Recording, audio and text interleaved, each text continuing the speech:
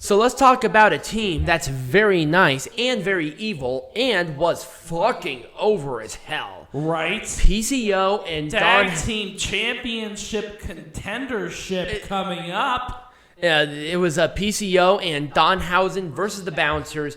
There were people that I think I at least counted 6 or 7 people that were in full Danhausen. They like painted themselves in Danhausen garb. Right. And Danhausen just ate it up. He was so popular. And this match was very good. Taking nothing away from Beer City Bruiser and Danhausen, I think that he made his debut during the coronavirus era. Yes, he did. So this is the first time that he actually was in front of fans on a full-time basis. Yes. He's obviously going to be popular as fuck. Exactly. And you see, it's just great to see. And Danhausen is just awesome. What I love, Danhausen and PCO, they kind of have like a buddy relationship. So Danhausen hit PCO, and how they were playing it was he hit a switch where PCO was attacking Danhausen, but everybody else was strategically in place to where Danhausen avoided them and PCO attacked that other person by accident. Right. Once again, great flow to this team. Taking nothing away from the Bouncers. They were very good. Yeah. I like the presence of the Bouncers. Yeah. But unfortunately, it was just kind of there. It never really got out of that second gear that I really like from a match like this. Which I expect from a pre-show, which is fine. I mean... Right. Okay, before this, I want to talk about this now.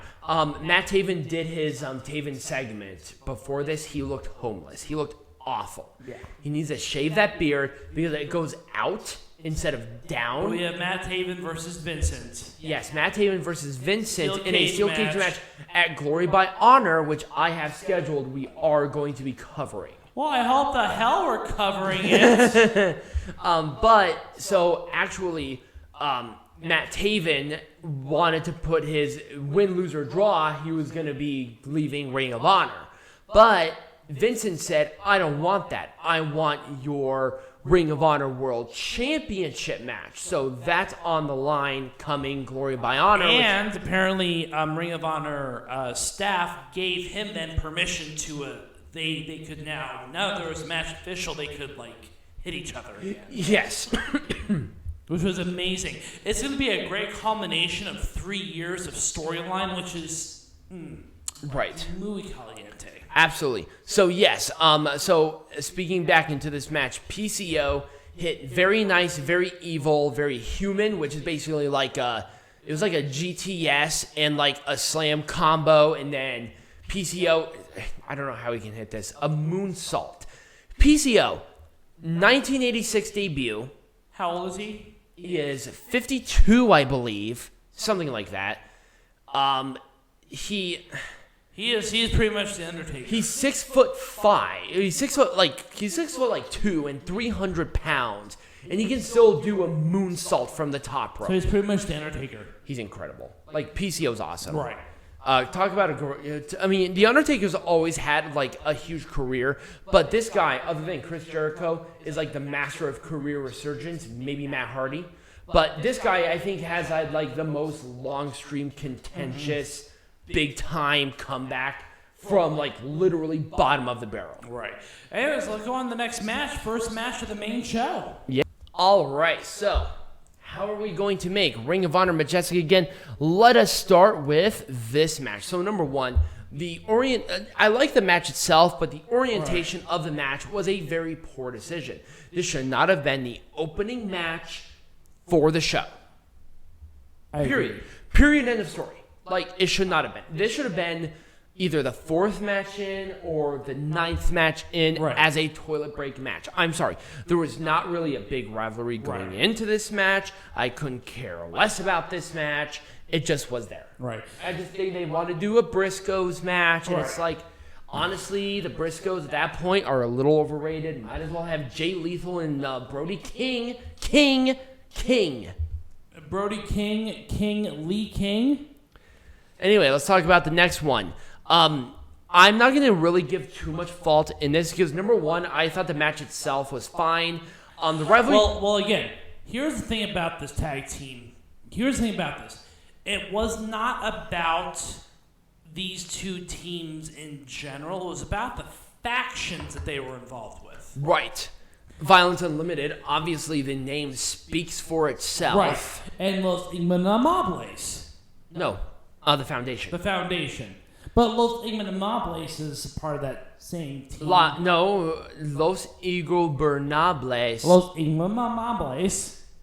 It's La Facción Ingobernable in this company. It's La Facción Ingobernable. Just say La Facción instead of looking like an idiot. Anyway. LFI. LFI. Yeah. Just say LFI. Anyway, I thought the match was fine. So, given the circumstances of like the car wreck or whatever the hell happened with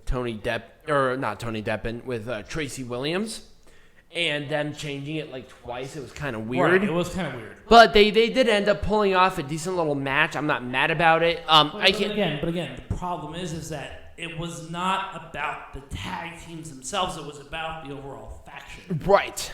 It was fine. So let's talk about... Okay. I really can't say anything about this. You can't make this any more majestic than it was. It was a majestic match. It was a great match. It was a great match. Great rivalry going into it. I love how they're really promoting Dalton Castle, saying, I have things to do. I have this and that. It was fun. So Draper, Castle, and Isom, they're not a part of a faction, though, are they? Mm-mm.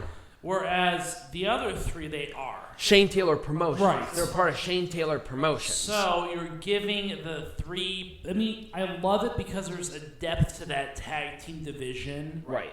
I mean, it's not even a tag team division. It's a factional division. Right. So I think that what I like about ROH is that there's that depth. But let's talk about the depth. Let's talk about the women's tournament that's happening this month. Who made their debut was Chelsea Green. Chelsea Green made her first appearance, and she unraveled WWE in a sentence. And then she's like, I guess her arm is still hurt. I don't know how. I feel like they botched the surgery or something. But she still has a cast on her arm, so her match is the very last one. Here's the thing. So people are like, oh, why didn't they do a close-up of the Ring of Honor World Champion? Or the Ring of Honor Women's Champion? They're not done with it. Yeah, that was a mock-up. No, it was It was one of those toy replicas of the Ring of Honor World Champion. That's why I said that looks like a smaller version of the Ring of Honor World Champion. But anyways, because it was. Anyways, Chelsea Green took a couple jabs at WWE, which we kind of expect at this point. Whatever, because I guess she doesn't have any talent. Anyway, let's talk about Jonathan Gresham and Mike Bennett. Here's the thing. Mike Bennett should have won. He should have won. I mean, even though I chose Jonathan Gresham, I knew he was going to win, and that was based out of necessity of keeping the belt. Jonathan Gresham is a great representative of the pure division. But Mike Bennett had the story to go into this, and I think it would have been a great feel-good moment for not only him, but for the fans. Even though Mike Bennett's a heel-ish. Right. Isn't Mike Bennett kind of a heel-ish? He's kind of a heel. And Jonathan Gresham I don't kind know, of with ROH, it's They just don't want Jonathan Gresham to lose, but it's like Mike Bennett would have been the right person to do. Number one, he has a backstory. Number two, he has a talent. There isn't going to be a rematch for and he was really popular. There's a rematch. This would have been it. This is best in the world. This is their biggest event other than their anniversary show. They're going to have a rematch. Stupid. So stupid. Stupid. It was. Ooh, let's talk about this one. All right. So, speaking of stupid, why did they not give Bandido the moment with the championship? He beat Roosh by roll-up. I don't care if it was by roll-up. He beat him. Roosh is still a credible number one contender, but why didn't they give him that? I get it. La Facción Ingobernable should have attacked him. That's fine. I don't care. But why not have him have the belt? We did not see a single moment of the new Ring of Honor World Champion with the belt. None. Zero. Besides him laying on the ground and looking like an idiot. Yeah. He looked like an idiot. That is your main representative. Why do you look like a jackass? Because reasons. It's stupid. It was really stupid. This was the perfect opportunity to bring in somebody new. What about Kalisto? Bryan Danielson. Right. You had options. And the thing was, you made the wrong option. And so you have all these people who are ready to go, who have been released by the E, and you have like fucking Bryan Danielson. Ray Horus, you could have had Ray Horus come in there and even the odds and run people off. Right. Bandido should have had his moment, and yet you didn't. Right. Yeah. That was a crime. And I don't think Peanut Gallery is any contention. Number one, Bandido should have won in front of fans, but he should have had that moment with. He should have won with dignity. He should have won with the belt. Won with dignity. Otherwise, who cares? Bandido is not a world champion in my book. He's a placeholder for Rush's third reign. I'm very frustrated. That's what it is. And it sucks because Bandido is very good. Yeah. No, Bandido is a placeholder. Anyway, let's talk about the next one. So, number one, why did Rush lose it, but then Dragon Lee win the Ring of Honor World TV Champion? Well, so number one, Tony Deppen was a replacement. That's literally what he was. As soon as Dragon Lee was healthy enough, he was ready. Yeah. So, maybe Rush is hurt somewhere? I don't know. That's weird, isn't it? That's what I'm thinking. Maybe he's that's the only reason that he could have won that that Bandido would have won that champion by roll-up. It was because Rush was hurt. That's it. That, or maybe he has a visa issue because he still lives in Mexico. Right, but no, it's like, come on. Nobody cares. Well, they fucking do. It's Ring of Honor. But anyway, so yes, Dragon Lee won the belt. Here's my thing. I really wish Tony Deppen won this because now Tony Deppen looks like a paper placeholder champion, and he's good that's enough. all he's going to be. Right. It's like, unless he does something great and wins it back, there's no way. All right. I just can't take that seriously. They just made a really wrong call with this. Wait until later for Dragon Lee to win this title back, or have Tony Deppen win the match again and have him defend against Dragon Lee again and then lose it then. Right. But I feel like with this quick change around, that was kind of what happened. Right. All right, once again, here's where I might have a problem. Let's talk about this one. Number one, I liked the rivalry going into it, and the match was fine, and I was not offended by it. EC3 looked great. Mm-hmm. And also, so the people were so behind Flip Gordon, and he slapped EC3 a couple of times and continued. Talk to Loogie. It was right there on EC3's cheek. I'm like, wipe it away. But anyway, why? Flip Gordon is going for the Ring of Honor World Champion at Glory by Honor so why did in a month. Lose? Why did he lose? EC3 could have faced anybody else. Mm-hmm. What I'm saying is that EC3 and Flip Gordon, they both should have won, but they should have won different matches. Right. You shouldn't have to make this. You shouldn't have to make this decision. They've put themselves into this corner because they already announced that Flip Gordon was going to face either Rouge or Bandido for the Ring of Honor World Champion at Glory by Honor on Saturday. Why did they do that? This made no sense. They booked themselves into a corner. This is WWE level mistake. Right. Here's my thing. If they really want to do something like this, if you want to make this shit Majestic again, make it a number one contender match. Right. Then whoever won it, even if it was EC3, he would have earned his opportunity. Exactly. And then you had either Rouge versus EC3 or Bandido versus EC3. I would have been cool with either one. You had the comeback kid versus Flip Gordon, and you already announced him as number one contender. You already announced Flip Gordon. I thought he was going to win. Why? What was the point of this? This was best in the world. Like Glory by Honor, you would have done this stupid shit if you want to do stupid shit. This was such a bad choice. Right, it was. It was a bad choice, not for the match itself, but for putting these two together where they both had something to prove. Right. Let's talk about this one. that no one cared. So what about this? Why not switch some of the contenders for these matches? Let's do Josh Woods and EC3 and then flip Gordon and Silas Young and do that. Exactly, and then Josh Woods and Silas Young are the losers for both of those matches. Right. Or vice versa or whatever they're going to do. Right. But the point is that EC3 and Flip Gordon both get the chance to fucking win. Right. Why? Why did they do that? And then obviously it was Josh Wood and Silas Young. They had a rivalry. Right. They had a rivalry going into it. The match itself was very lackluster. It was a wet fart in church. It wasn't very good. It was a fart that you're not trusting. It was a fart. Right. So it was what it was. I don't know what to do this. I would have done maybe something a little more personal, a little more intense.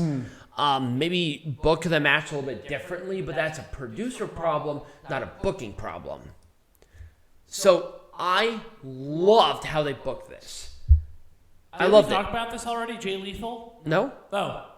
No, we talked about the result of it later because we skipped over it. So anyways, Jay Lethal and... This was the right call. Yes. By 100%. Right. Even though you chose Jay Lethal is already an established main eventer. He can lose 10,000 matches. He is the Hiroshi Tanahashi of this promotion. That's true.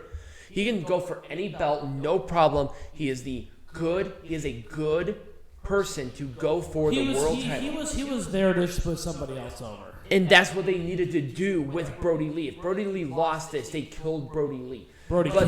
I swear to God. I did that again. They did this so great with Brody King. Do I have to, replace you? No. Because you already have your own mic. I would have done the same thing on that one. It wouldn't have made a difference.